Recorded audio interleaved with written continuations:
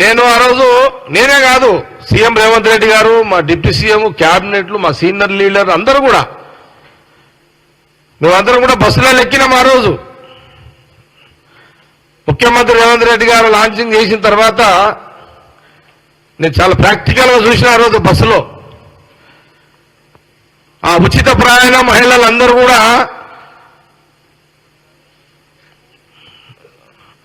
Bus ఎక్కడము, ఫ్రీగా వాళ్ళు ప్రయాణం చేయడము, ఒకరికి 20 రూపాయలు మిగిలొచ్చు, భారంగా అంటే వాళ్ళ మీద వనకపోవచ్చు, ఒకరు 100 రూపాయలు, ఒకరు 200. చాలా ఆనందాన్ని వ్యక్తం చేశారు మహిళా లోకమంతా కూడా. తెలంగాణ ప్రజలు, మహిళలు ఆ రోజు ఆ ఉచిత బస్సులను చాలా సంతోషాన్ని వ్యక్తం చేశారు. Students, college students, high school students, ఆడపిల్లలు ఉచితంగా ప్రయాణాన్ని వాళ్ళు చాలా చాలా వాళ్ళ సంతోషాన్ని వ్యక్తపరిచారు ఆ రోజున. ఇది ఒక బ్రహ్మాండమైన మహిళా ఉచిత ప్రయాణం ఆర్టీ బస్సులో అనే ఒక స్కీమ్ గురించి వాళ్ళు చెప్తుంటే నాకు కూడా చాలా సంతోషం అనిపించింది. ఆ పథకం గురించి ఆ మహిళలు చెప్తుంటే నేను ఆ రోజు బస్ కండక్టర్ని అడిగినా, నువ్వు ఇప్పుడు ఎక్కడి నుంచి వస్తున్నావు అని అంటే, నేను పడంచేరు నుంచి నిజామాబాద్ ఆ జిల్లాకు నేను అక్కడికి వెళ్తున్నా, రోజుకి ఎన్ని ట్రిప్పులు కొడతావంటే 2 ట్రిప్పులు కొడతాను అన్నాడు తను. అప్ అండ్ డౌన్ అంటే 4 ట్రిప్పులు. ఈ 4 అంటే పోను రాను. ఎంత టికెట్ ఎంత ఉంటుందంటే 150 రూపాయలు ఉంటుందన్న టికెట్ అన్నాడు. రోజు ఎంతమంది మహిళలు ప్రయాణం చేస్తున్నారు నీ బస్సులో? 4 పోను రాను 4 ట్రిప్పులు అంటే దాదాపు మహిళలు రోజుకి నా బస్సులో అప్ అండ్ డౌన్ 4 ట్రిప్పులు తీసుకుంటే 400 మంది మహిళలు నా యొక్క బస్సులో ప్రయాణం చేస్తున్నారు అన్న. చాలా సంతోషం అనిపిస్తుంది అని ఆ ఆర్టీసీ కండక్టరు చెప్పడం జరిగింది.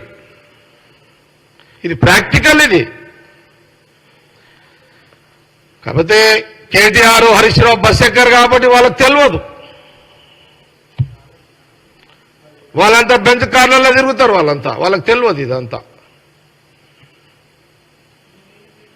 వాళ్ళంతా ఏ మధ్యలో ఎందుకే మీరు కాబట్టి వాళ్ళు బెంచ్ కార్లలో తిరుగుతారు. కేటీఆర్, హరీష్ రావు ఆ కుటుంబం మొత్తం బెంచులలోనే తిరుగుతారు. ఇంకా నాకు వేరే పేర్లు రావు, కార్లై. చిన్నానా నీకేమైనా తెలుస్తే చెప్పు నాకు. ఆర్డీ, బీడీ, గీడ్లు అన్నీ ఇట్లా తిరుగుతారు వాళ్ళంతా. BMW. ఎందుకంటే నేను బ్రిజా కార్లో తిరుగుతాను, నాకు ఆ పేర్లు తెలివాయి. నా ప్రాబ్లం అది అన్నా కదా అన్న.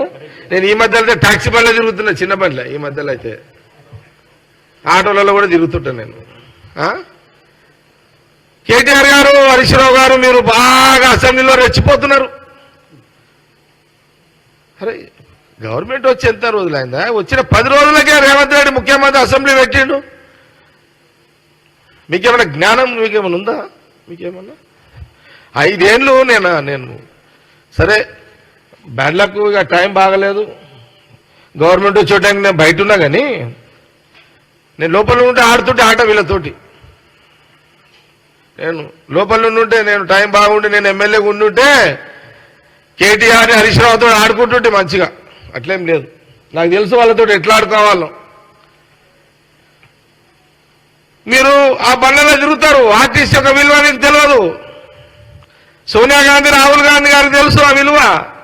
ఎందుకంటే వాళ్ళ ఆస్తులు వాళ్ళ చిరాస్తులు అన్నీ కూడా ఆనాడు మహాత్మా గాంధీ కాలం నుంచి తీసుకుంటే నెహ్రూ గారు, వాళ్ళ నాయన మోతీలాల్ నెహ్రూ గారు ఉన్న భూములు, ఆస్తులు, లక్షల కోట్ల ఆస్తులు ఇండిపెండెన్స్ కోసం ఇచ్చేసిన చరిత్ర వాళ్ళది. వాళ్ళకి తెలుసు ఆర్టీసీ బస్సు విలువ ఏందో వాళ్ళకి తెలుసు. సోనియా గాంధీ గారికి, రాహుల్ గాంధీ గారికి తెలుసు. కేసీఆర్ కుటుంబానికి తెలియకపోవచ్చు.